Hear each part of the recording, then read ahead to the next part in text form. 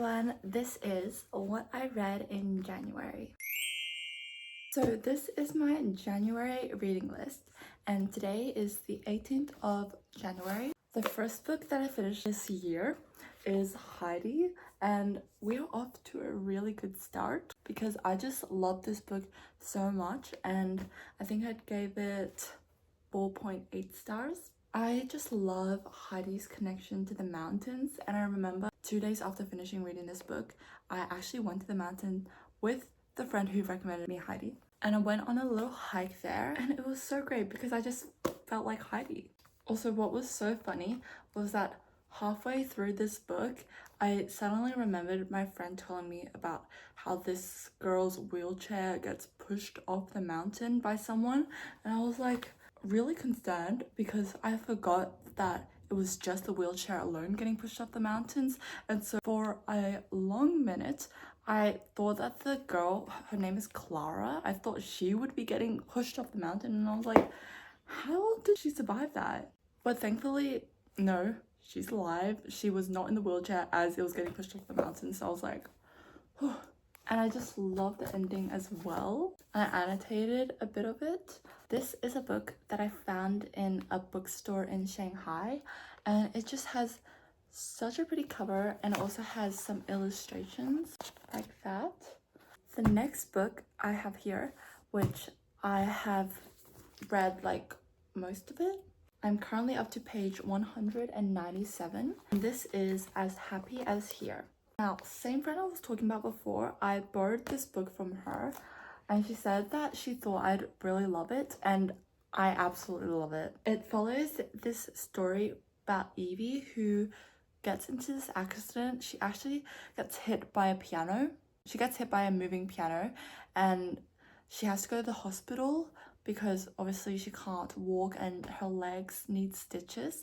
She's also a runner, which is really unfortunate for her because now she can't run for quite a while. But as she's at the hospital, she meets these other two girls who are staying in the same ward, and that is Lucy and Gemma. So they are all brought into this hospital for different reasons, and it also is set in Australia, Melbourne. Okay, but here's the thing. While they're at the hospital, they see something strange happening outside the window, and then as they uncover this mystery, they realize that the people they've seen outside the window might be robbers. Yeah, between these unexpected friends, they now are trying to solve this unexpected mystery together.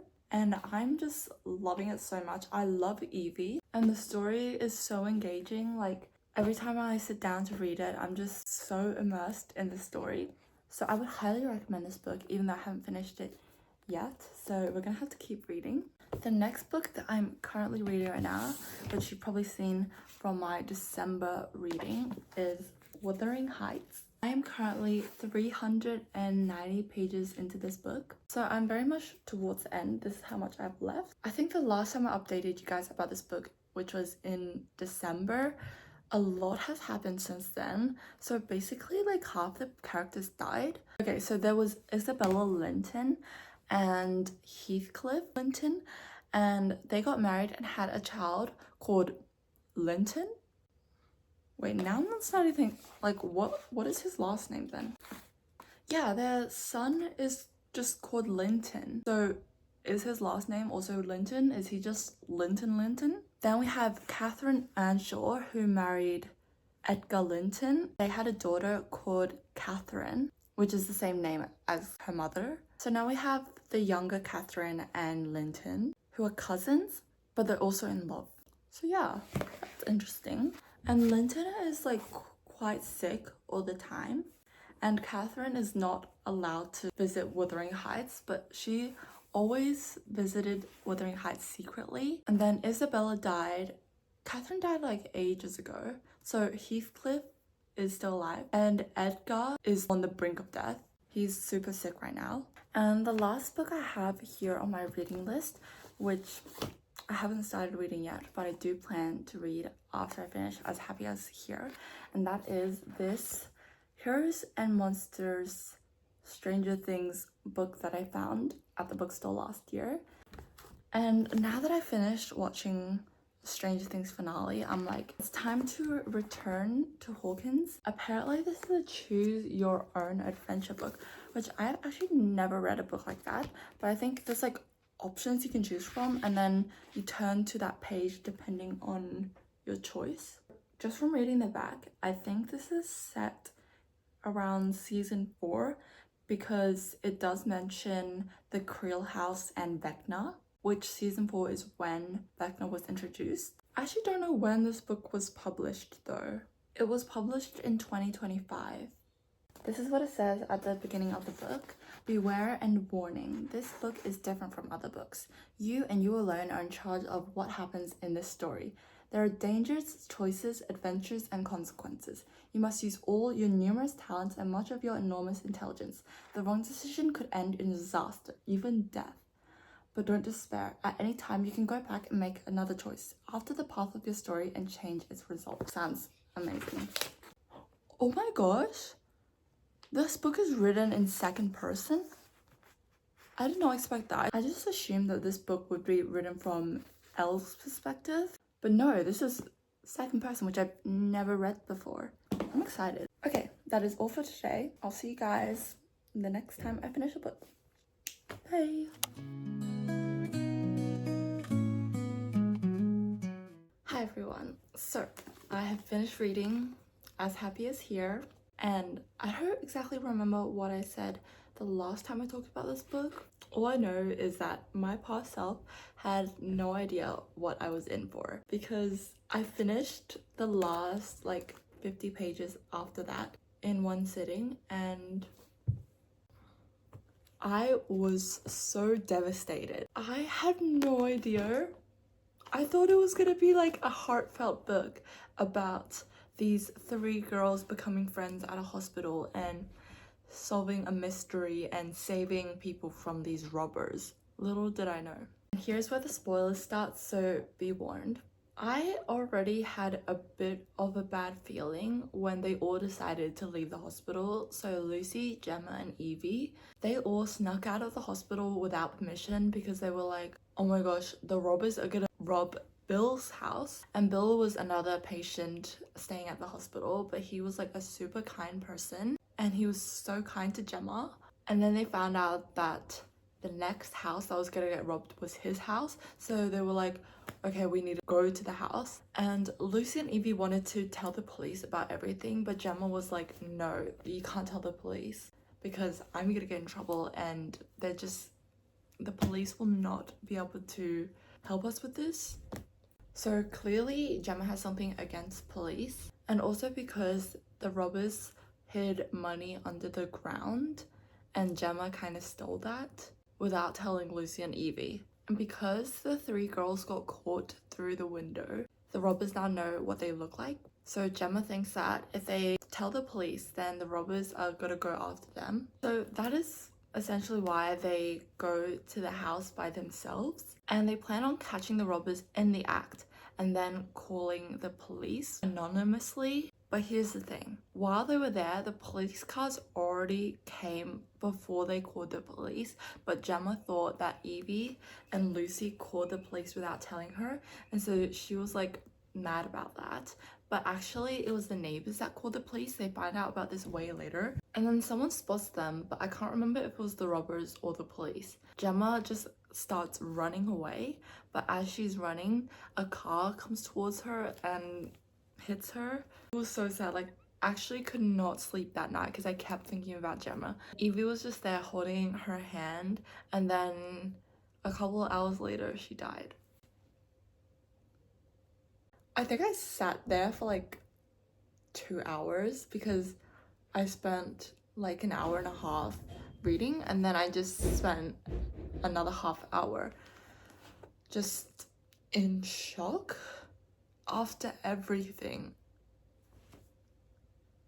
I was actually so heartbroken. Gemma wasn't even that nice of a person to Lucy and Evie this entire time, and I annotated so much of it towards the end. And it's also crazy how different Lucy and Evie responded to this. Let me try to find the page. This is what Lucy says to Evie. The time Gemma really needed someone like the last moments she knew was when you were there. I was scared. I couldn't have done that. Evie hadn't thought of it that way at all. Now she wondered, could her brother have done that? Her friends, Liv and Emma, could her parents have done it? Maybe this was the most important thing Evie would ever do. Now I finally realize why my friend said that she cried when she read the ending. All of my tabs are blue, but I have this one tab that's pink because this just stood out to me. This is what Lucy said. We didn't really see her as a friend. I mean, we hardly knew her, but maybe that's how she saw us. And then this is what Gemma says. Oh my gosh, the sun just like lit up for some reason. Lucy had said that they hardly knew Gemma. Their time together in the hospital had been so short. I think it's been 2 or 3 weeks, so yeah, it's really short. But it didn't feel like that to Evie. It felt as if a whole world of time had opened up. A great big complicated world of time. A time that went differently, would always go differently now. That was like the second last page. Oh my gosh. You know what, overall, this book, I would give it 4.8 stars. Such a good book. Like, I know I just told you guys that this was so heart-shattering, but it's genuinely such a well-written book and it resonated with me so much. Love the characters and their connection. That was my experience reading this book. And I'm gonna return to my friend so she can read my annotations. Okay, on to the next book. So Heroes and Monsters, Stranger Things. So basically in this book, I am a journalist and I'm at Lenora. And it starts with me seeing Jane and her getting bullied by Angela and her school project getting ruined. And my choices are either I go up to Jane and talk to her or I go straight to Hawkins. And initially I chose to go up to Jane's and talk to her. And that led me all the way down to the plot line that was in Lenora and finding the Nina project and all that, with Jonathan, Will, Argyle, and Mike, because Jane obviously got taken away. So that led me down that plot line. But once I got to the end of that, I was like, if I had chosen to go straight to Hawkins, I could have gotten the more interesting plot line, which was with Nancy and Robin and Max and all those people, which Nancy, Robin, and Max are like my favorite characters. So I was like, let me go back and change my decision. So I decided to read the other plot line. And there were a lot more decisions I could have chosen as well. So there were also, like, I could have followed, what's his name, Jason? But in my opinion, the plot in Hawkins was more interesting. So I kind of enjoyed that one better. However, I would say that in the Lenora plotline, I felt a lot more included because I kind of just felt dragged along. Like, I was forced in my situation and I wasn't allowed to leave. And I actually felt helpful in situations and gave my own input. But in the other plotline, I kind of just felt like I was there as an inconvenience. I'm just an intruder, guys, and everyone has to explain the whole thing to me and I don't understand any of it. I also feel like I would have enjoyed this more if it wasn't in second person. And since this was my first time reading in second person, I would say that it's probably just not for me. I think overall I'd give this like 3.5 stars. It was fun to be back in the Stranger Things universe, but it's definitely not as good as just watching the show. I think it's the 20th of January. And yeah, I'm really towards the end of this book and I'm definitely gonna finish this before the end of the month. So I've decided to add another book to my January reading list, and that is Wings of Fire, the 11th book. It's called The Lost Continent and it has this dragon with butterfly wings which just looks so pretty, and I'm really excited to read this. I'm probably gonna start this when I finish reading Wuthering Heights. Yeah.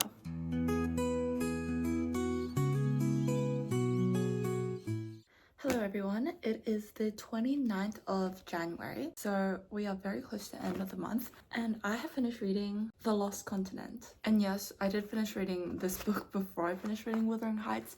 I have about 15 pages of Wuthering Heights left. The review is coming very soon, don't worry. But for now, I'm going to give my review of this book. This book follows Blue, who is the Silkwing, and they live on an entirely different continent, which is Pantaua. Okay, this is the map of Pantaua, and basically everyone in Pantaua is ruled under the Hivewing Queen, and her name is Wasp. And so there are 3 types of dragons. There are Hivewings, there are Silkwings, and there are Leafwings. However, the Leafwings got extinct a while ago when there was like a battle between who would become the overarching queen of them all. And the Hivewings won, which apparently made the Leafwings extinct to their knowledge. And the Silkwings are very much the servants of the Hivewings. And they also believe that the Hivewing Queen has the Book of Clearsight. And Clearsight is basically this dragon from 2,000 years ago who had the ability to see into the future and see all the different possible futures. That is why they believe that the Hivewing Queen won the war, because she had the Book of Clearsight to tell her how to win. Also, each Silkwing is not born with wings. They undergo a metamorphosis where they are in a cocoon for 5 days, and then after they come out, they have their new wings. But here is what Blue didn't know. There is this like subspecies of silkwings called flame silks, and they are basically taken to this place where all the flame silks have to stay in one place for their whole life once they are discovered to be a flame silk. And their flame silks are basically used as like a source of light and flames, because all 3 of these dragons are not breathing fire dragons like the ones we see in Pyria. For example, the Mudwings and the Skywings, they all breathe fire.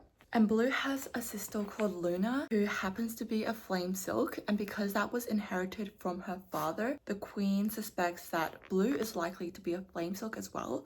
So they're trying to capture him, but he escapes because he met this Hivewing called Cricket who helped him escape. She is the one Hivewing that has been proven to be actually nice to Blue. Actually treats him like a dragon and not just a subservient species. So a lot actually happens. We find out that Leafwings were not completely extinct because we meet 3 Leafwings. Honestly, I love Blue as a character. I feel like he is such a good role model for kids because of how empathetic he is. And I also love his character growth. I feel like at first he cares more for others than himself. Like, he is always thinking about how others feel. Hello, this is Future Chanel editing this video, and I realized that I was talking about how he had character growth, but I didn't actually talk about how he had character growth. Like, he is very empathetic, but he did also need to learn to look out for himself more. The main thing I was going to talk about was that because of his upbringing, he was taught to be obedient to all of the Hivewings. It was just ingrained in his brain that he was below them and that he had to always follow the rules. So he never even questioned the morality of the rules. He just was like, I need to follow the rules in order not to get in trouble, which is very reasonable. But after he met Cricket and went on the journey that we see in the book, he begins to judge for himself whether or not he actually wants to follow the rules, because some of them are not ethical. And so he learns to be able to use his own judgment and decide whether or not the rule is worth following if it harms other dragons. I feel like that portrayal was so important because his whole life he had this built-in belief, and to go against that, it's hard. But because of the new dragons he has met and the new relationships he has formed, he learns to be able to become his own dragon and not just an inconvenience or a servant to the Hivewings. Which is why I think that this book and Blue as a character is so powerful, especially as children are the target audience. So yeah, those are my thoughts. Going back to Past Chanel. Here is a plot twist that we find out towards the end. The Book of Clearsight never actually told us all the possible futures, because Clearsight actually couldn't see that far into the future. I mean, she was alive like 2,000 years ago. And Clearsight is actually a Nightwing, which they didn't know because they didn't know about Nightwings. At the very end, the book concludes with Blue starting his metamorphosis.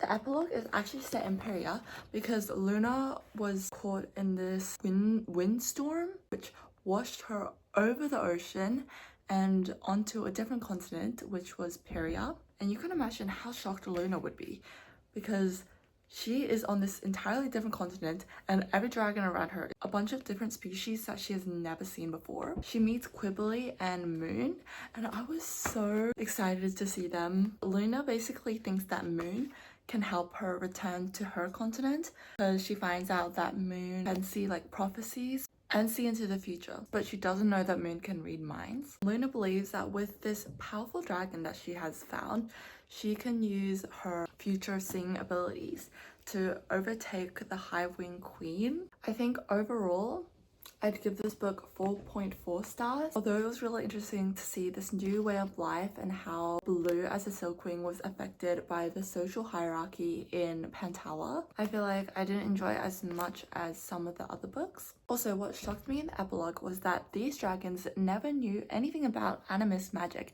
which I totally forgot about that as well. But what's really suspicious is that no animist's magic is currently working right now.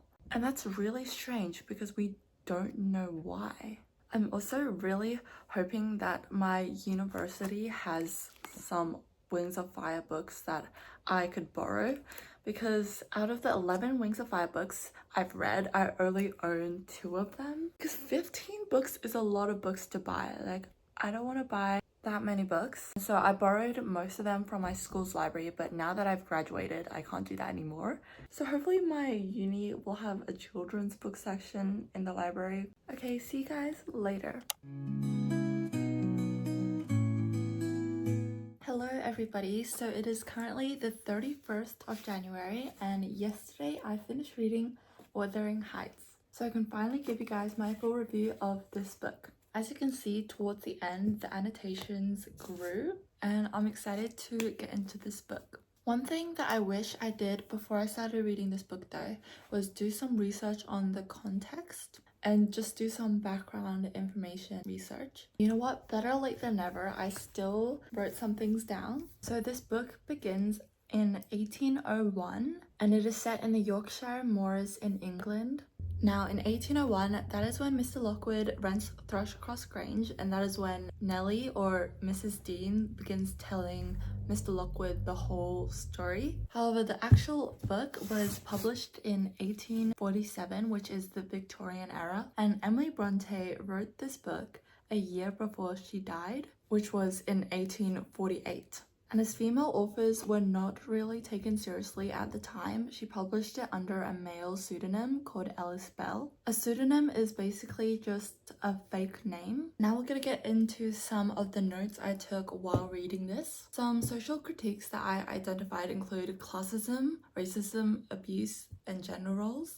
We see the classism and racism prevalent in the division between Heathcliff and Catherine Earnshaw. Heathcliff was an orphan and he was originally brought to Wuthering Heights, which was Catherine's home, because of Catherine's father. And so Heathcliff has always been perceived as someone of lower status because of his class, his background, and his race. And that is important contextual knowledge for reading this book. Now, at the beginning, I was wondering why this book wasn't just told from either Heathcliff or Catherine's perspective. Why was Mrs. Dean telling the whole story? Maybe about over halfway, I started to realize that this book followed multiple generations of the Earnshaw family, or anyone just connected to them, because the Lintons also came in when Catherine married Edgar Linton and Heathcliff married Isabella Linton. The Lintons were siblings, and Heathcliff and Catherine never married each other. So for a very long time, I was wondering what Heathcliff's last name was. I assumed that I had just missed it or something, but at the very end, when Heathcliff dies, Mrs. Dean says that all that was on his tombstone was his name,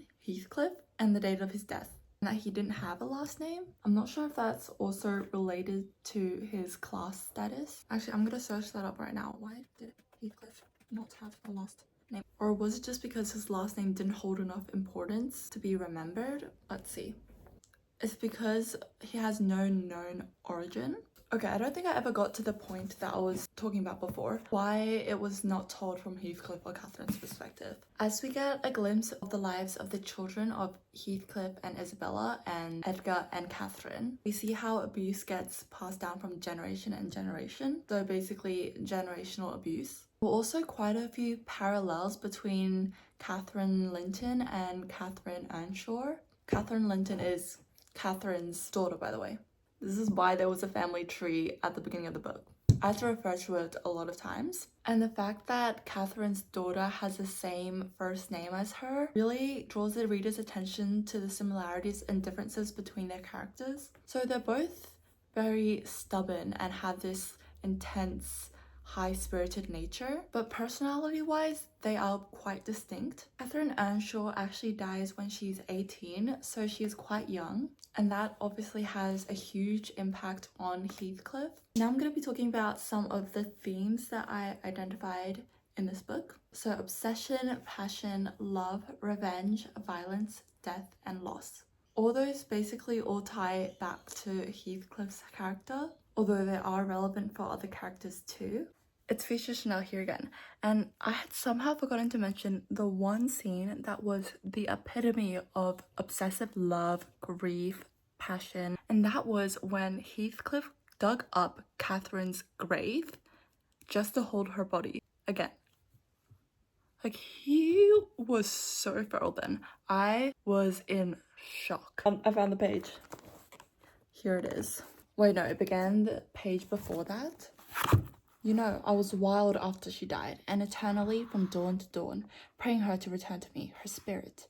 I have a strong faith in ghosts. I have a conviction that they can and do exist among us. Being alone and conscious 2 yards of loose earth was the sole barrier between us. I said to myself, I'll have her in my arms again. If she be cold, I'll think it is the north wind that chills me. And if she be motionless, it is sleep.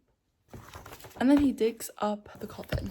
So, yeah, that was such an intense moment in this book. I do not know how I forgot to mention it. I also wanted to list down some of the characteristics of the Gothic genre as I was reading this novel. This was the order that I wrote them in. So firstly was the isolated setting of the house, Wuthering Heights. The next thing was themes of death, and there were quite a lot of deaths in this book. In fact, it ended on Heathcliff's death, which Mr. Lockwood finds out after returning from London to Thrushcross Grange. He's planning to stay one night, but he visits Wuthering Heights that night, and Mrs. Dean tells him the rest of the story, what happened when he was gone in London, and how Heathcliff had died 3 months prior to his visit. And the next characteristic is my absolute favorite part of Gothic novels, and it is the main reason why I love the Gothic genre, and that is